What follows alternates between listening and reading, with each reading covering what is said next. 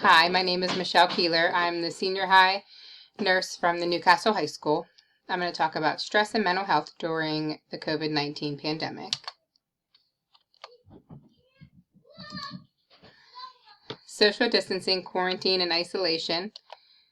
Social distancing is when you're going to lessen your chance of catching the disease and slow the spread of COVID-19 by staying at least 6 feet away from other people, increasing the physical space between people to avoid spreading illness. Quarantine means separating and restrict your movement of people who were exposed to a contagious disease to see if they become sick. Isolation is separating sick people with a contagious disease from people who are not sick. Signs of stress regarding your behavior: change in your energy and activity levels, increase in alcohol, tobacco use, or illegal drugs, increase in irritability with outbursts of anger and frequent arguing, having trouble relaxing or sleeping, crying frequently, worrying excessively, wanting to be left alone most of the time, blaming other people for everything, having difficulty communicating or listening, having difficulty giving or accepting help, or inability to feel pleasure or have fun. Signs of stress with your body, emotions, and thinking: stomach aches or diarrhea. You may have headaches or other pains,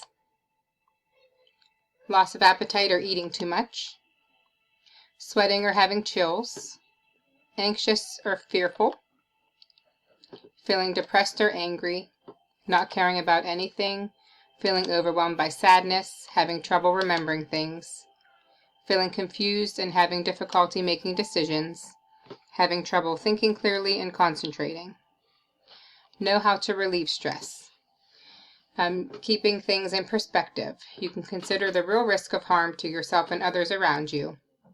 The public perception of risk during this type of situation is often inaccurate. Take steps to get to know the facts by staying up to date on what is happening while limiting media exposure.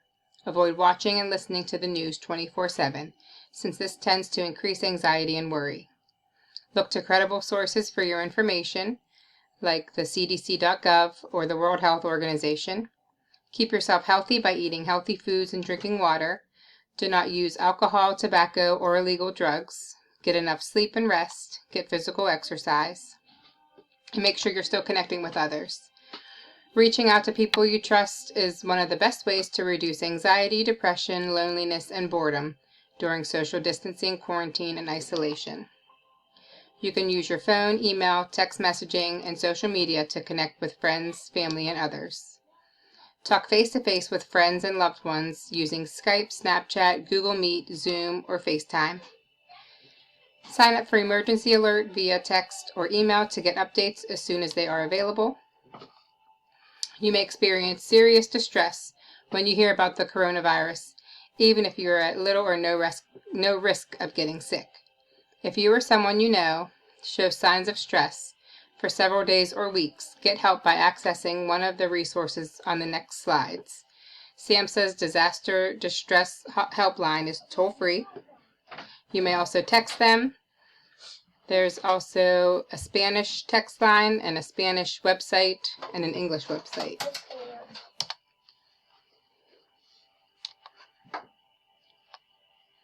SAMHSA's National Helpline is toll-free in English and Spanish, and then their website is for both. National Suicide Prevention Lifeline is toll-free for English and Spanish. There's one. There's a website in English and a website in Spanish. A couple free resources is calm.com. You can just click on that link, I think. And then also how mindfulness can help during COVID-19. And I hope everybody's staying healthy and staying home. Hope to see everybody soon.